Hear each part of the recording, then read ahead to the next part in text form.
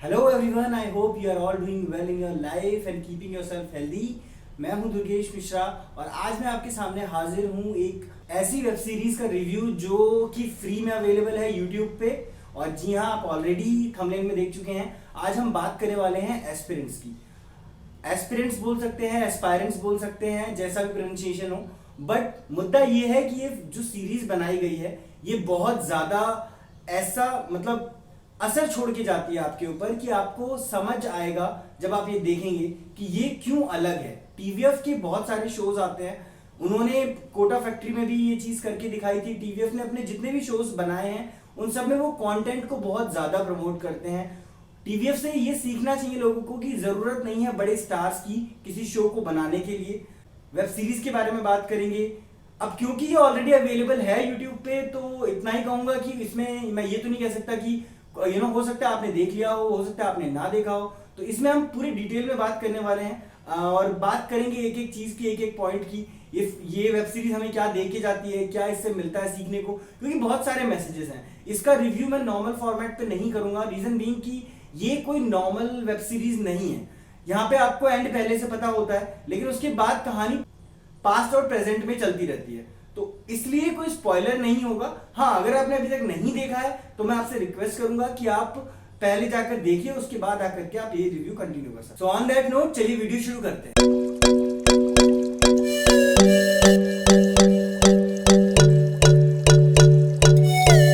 सबसे पहले अगर मैं बात कर लूं कास्ट की, तो प्लॉट के बारे में बात मैं बाद में करूंगा, क्योंकि प्लॉट में और परफॉर्मेंसेस एक साथ बताऊंगा आपको, क्योंकि उसमें दोनों चीजें ऐसी हैं कि कहानी और किरदार आपस में ऐसे बुने गए हैं कि उनको एक साथ डिस्कस करना पड़ेगा, अलग से डिस्कस नहीं कर सकते।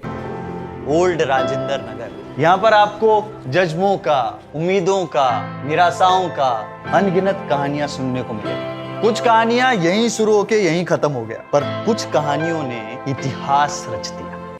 तो मैं पहले आपको कास्ट बता देता हूँ। कास्ट के बारे में बात करूं तो सबसे पहला नाम मैं लेना चाहूंगा नवीन कस्तूरिया, जो अभिलाष का कैरेक्टर प्ले करते हैं। देख, मैं 3 बार फेल इसलिए हुआ क्योंकि मैंने गलत सब्जेक्ट चुना। अब चेंज तो मैं कर रहा हूँ, ये तो डिसाइडेड है। शिवांकित सिंह, जो गुरी का कैरेक्टर प्ले करते हैं। वेलकम टू राजेंद्र नगर भाई। सनी हिंदुजा, जो कि आजकल बहुत सारी वेब सीरीज में दिखाई दे रहे हैं और वो चाचा विधायक हमारे में भी थे, तो उन्होंने संदीप भैया का कैरेक्टर प्ले किया है। ये बता, why do you want to be an IAS officer? देश की सेवा करनी है, देश के लिए कुछ करना है। तो इंटरव्यू वाला आंसर है, पैनल को इम्प्रेस करने। अभिलाष थपलियाल हैं, जिन्होंने एसके का कैरेक्टर प्ले किया है। अभी आप लोग एस्पिरेंट हैं, लेकिन आप ही लोग आईएएस बनेंगे। पर आप ही क्यों बनेंगे? और नमिता दुबे हैं लास्ट में, जिन्होंने धैर्य का कैरेक्टर प्ले किया है।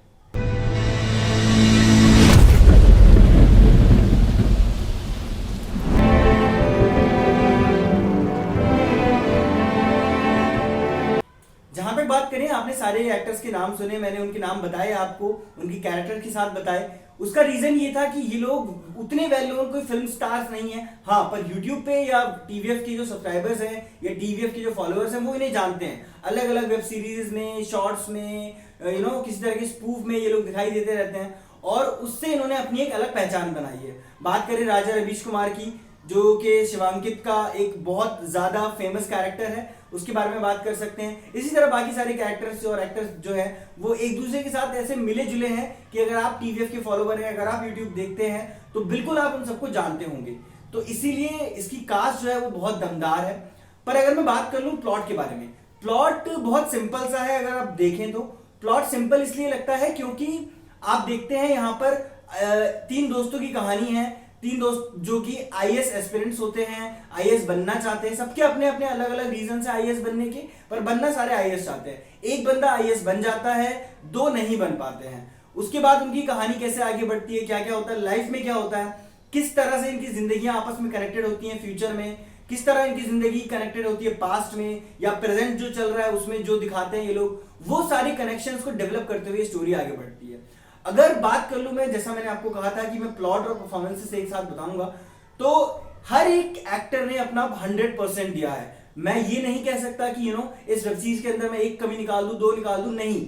एक तो ये YouTube पे फ्री में अवेलेबल है, तो आप ये समझ सकते हैं कि कितना ज्यादा कॉस्टिंग आया होगा इसको लेकर के। फिर भी टीवीएफ ने एक बहुत अच्छा काम किया है। उन्होंने कोटा फैक्ट्री के टाइम से ही इस चीज को इतना इवॉल्व करा है कि जो भी चीजें ये लेके आते हैं, प्रोडक्शन क्वालिटी कम होने के बावजूद भी, बजट कम होने के बावजूद भी कंटेंट पे कभी कोई असर नहीं पड़ता।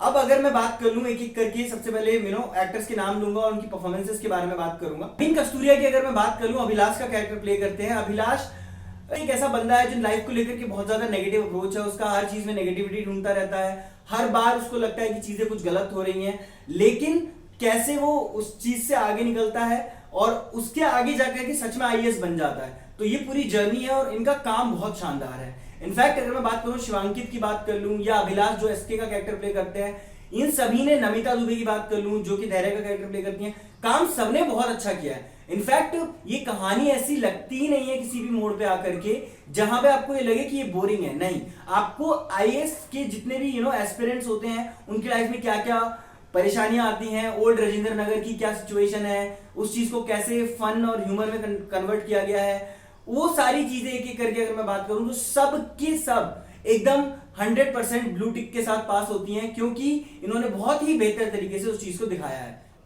जैसा मैंने आपको बताया, तीनों फ्रेंड्स हैं, ट्राइपॉड के नाम से जाने जाते हैं, तीनों आईएएस बनना चाहते हैं, अलग अलग कहानियां हैं। गुरी इसलिए चाहता है क्योंकि वो बहुत रिच फैमिली से बिलोंग करता है, लेकिन उसके जो फादर हैं उनकी एक इंसल्ट हो जाती है किसी इंसिडेंट में, तो वहां उन्हें लगता है कि पावर चाहिए, इसलिए वो आईएएस बनना चाहते हैं। एसके सच में आईएएस बनना चाहता है क्योंकि उसके पास सच कोई रीजन नहीं है। वो एक ऐसा दोस्त प्ले करता है जो कि एक ग्रुप में जब भी कोई लड़ाई होती है तो वही जाके पैचअप कराता है। तो वो वाला कैरेक्टर बात कर लें, या अभिलाष की कैरेक्टर की बात कर लें जो हमेशा सेल्फ सेंटर्ड रहता है, अपने बारे में ज्यादा सोचता है, ऐसी चीजों के बारे में उसे लगता है कि उसे आईएएस बनना चाहिए बस, हालांकि वो अपने अप्रोच को चेंज नहीं करना चाहता है। तो ये सारी चीजों को देखते हुए प्लॉट इसी तरह आगे बढ़ता है। एंड में आपको, अगर आपने अभी तक नहीं देखा है तो आपसे फिर से कहूंगा कि आप जाके देख लीजिए। बट एंड में क्या होता है सबको पता है, एंड में शादी हो जाती है क्या कहते हैं धैर्य की किसी और के साथ। धैर्य जो है वो लव इंटरेस्ट बनी है अभिलाष का, और वो बाद में उनकी शादी हो जाती है गुरी से।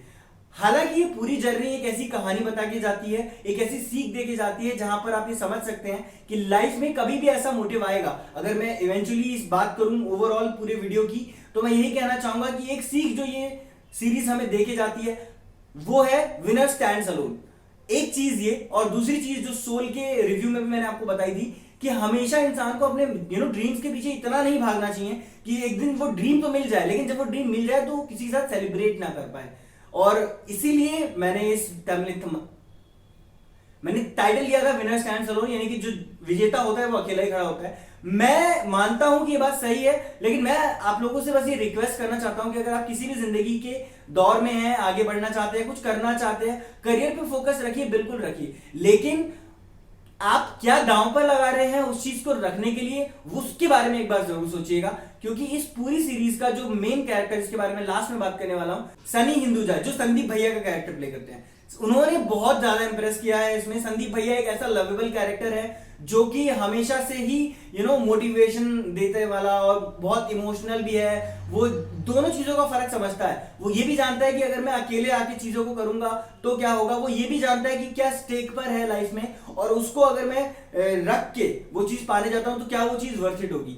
तो इवेंचुअली अगर मैं बात करूं ओवरऑल पूरी वेब सीरीज की, तो बहुत अच्छी वेब सीरीज है, बहुत ज्यादा चीजें हमें सिखा के चली जाती है, बहुत एंटरटेनिंग भी है। आपसे सिर्फ इतना कहना चाहूंगा कि इसका जो मैसेज है उसे जरूर समझिए, और मैसेज इसका ये है कि आप बिल्कुल अपने लाइफ पर फोकस रहिए, अपने करियर पे फोकस रहिए, लेकिन कभी भी ये मत करिए कि उस करियर और उस लाइफ को पाने के चक्कर में आपके आसपास जो इंपॉर्टेंट चीजें हैं, जो लोग हैं या जो चीजें हैं, क्या आप उन्हें स्टेक पर रख के तो वो सब नहीं कर रहे हैं।